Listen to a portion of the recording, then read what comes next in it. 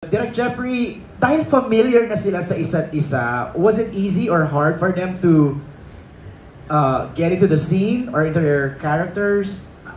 Siyempre madali na for them to gel together. Especially kay Sanjo at kay Angelica. I've worked with them sa teleserye. So, yung chemistry nilang dalawa, hindi lang sila may chemistry, kasama ako doon. Ako yung third wheel. Pero Direk, sabi ni Uge, konti lang daw ang bigay ni Angelica. Tagus na kaagad. You agree? Yun na, of course. In fact, every shooting day, I kept saying thank you to Angelica kasi nade-deliver niya yung kailangan sa eksena. And if you watch the movie, lahat ng nuances ng character niya on point. Kaya ngayon nakapandamit na siya ng pang-award eh. Ay, wow! Statement, ha? Sinasabi ni Direk Jeffrey. Si naman, Direk, si kamusta Sanjo?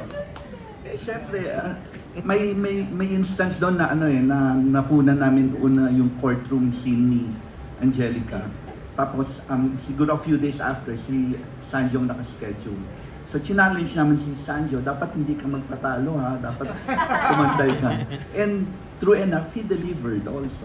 Yung assistant director namin who was there, iyak ng iyak nung senador ni Sanjo. Wow!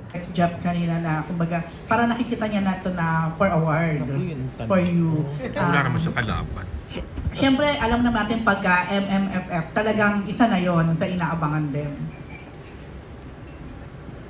Ano ba yan? Hindi ko...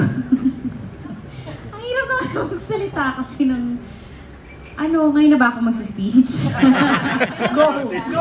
Practice na ba ako? Baka mamaya madali pa, hindi ko pa masok.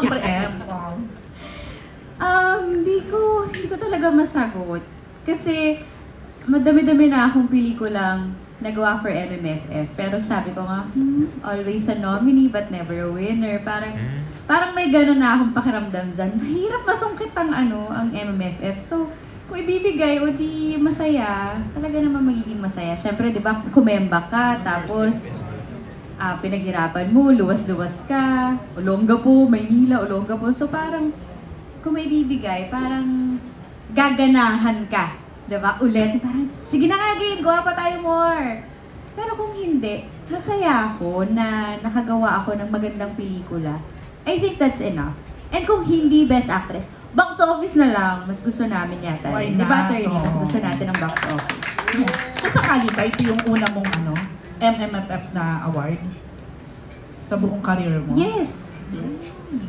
Oo nga. Pero when was your last Film Fest participation? One more try. I think one more try. 2012. 2012. Wow! 13 years. Ayun na. Tagal na. Okay. Rose? Pansin ko Best lang, Picture. parang lahat kayo dito sa cast,